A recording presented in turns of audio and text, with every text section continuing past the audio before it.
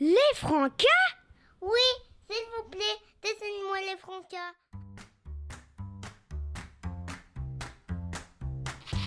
Les Francas, c'est d'abord des tapes. Tu sais, ces ateliers très sympas qu'on fait dans l'école après la classe.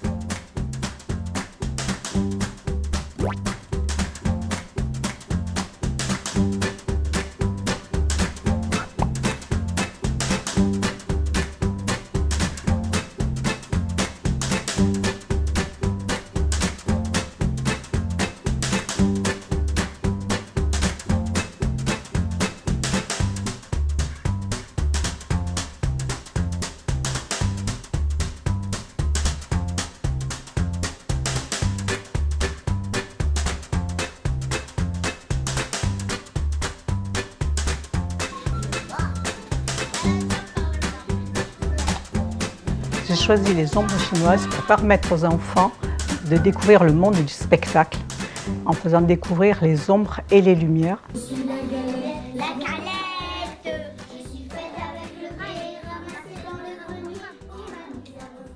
Ce qui me fait plaisir, c'est que les enfants maintenant, dans n'importe quel moment de la journée, quand ils ont un moment d'attente et qu'ils aperçoivent une ombre, ils s'amusent avec. Donc c'est un réel, ils ont pris conscience de leur ombre et de l'espace qui les entoure. Ça, c'était une réussite de savoir qu'ils commençaient à comprendre comment se passait une ombre.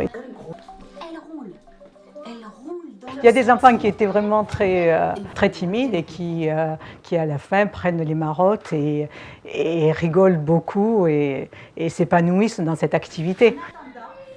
Et chacun trouve sa place et chacun se respecte, surtout c'est un travail collectif. La fin est vraiment une ambiance collective. Dans une petite maison. Kevin,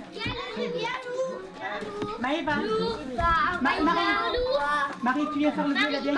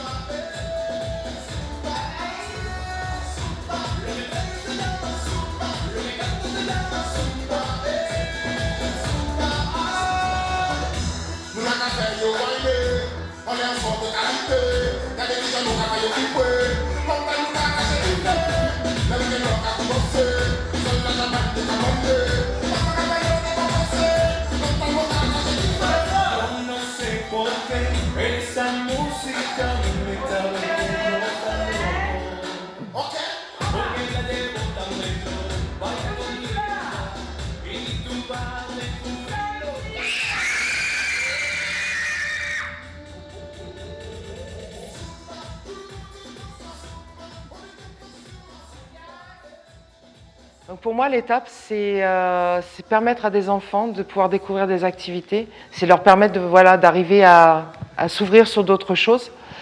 Faire du sport, certains enfants n'en font pas en dehors de l'école. Les ombres chinoises, le théâtre, la musique, c'est leur permettre d'arriver à s'ouvrir sur d'autres choses. C'est en priorité l'expression corporelle, la motricité et tout ce qui est apprendre à connaître son corps. Donc mon atelier s'appelle Mon corps, ma vitamine. Donc je veux qu'ils apprennent à travers leur corps ce qu'ils sont capables de faire dans toutes les disciplines.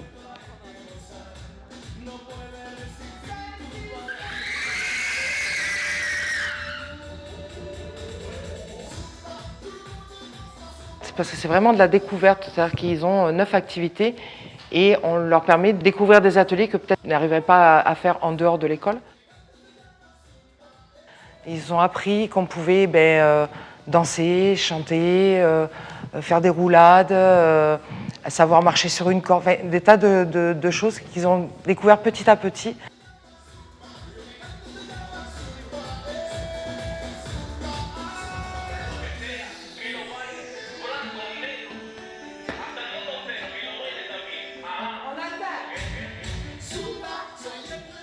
On ne fait pas de doublons avec ce que font les enseignants. Au contraire, on essaye d'apporter un plus ou quelque chose de différent ou une autre manière un atelier motricité qu'ils auraient fait, je parle pour mon activité avec la maîtresse. Je vais le reprendre, mais je vais le reprendre différemment et voilà, on est très complémentaires de l'éducation nationale et des enseignants, mais en même temps on apporte chacune notre spécificité et c'est un plus, je pense, pour beaucoup d'enfants. Et puis voilà, puis c'est parti. Et en fait, ils se régalent, quoi. Il faut juste arriver à trouver la petite étincelle qui va faire qu'ils vont s'éclater à ce moment-là.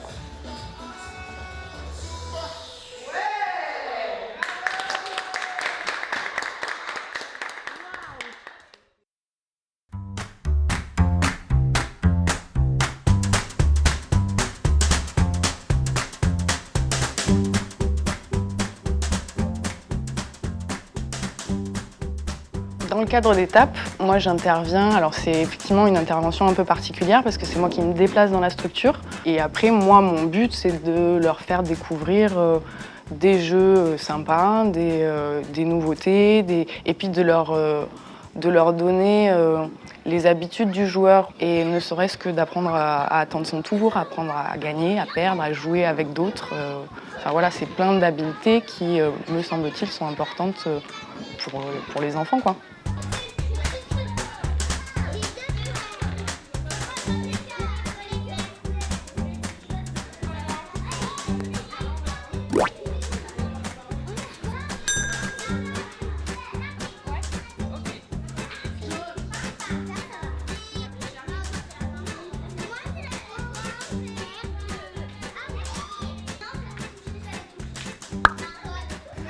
Ils affinent en fait leur intérêt et leurs préférences parce que dans le jeu de société, il y a plein de types de jeux différents en fait. Et du coup, le fait d'en tester un, puis un autre, on va se dire bah tiens, je préfère les jeux où c'est plutôt sur le hasard, ou des jeux où il faut plutôt réfléchir, ou alors des jeux de rapidité, je préfère plutôt ceci, plutôt cela. Et du coup, j'ai commencé la ludothèque toute seule, maintenant on est deux, mais c'est moi qui interviens sur l'étape et du coup, ouais, je commence à être un peu repérée. Et les enfants savent quand Sophie arrive qu'il y a la roulotte garée pas loin et que du coup, il va y avoir des jeux, quoi. Donc, ils sont contents, ouais.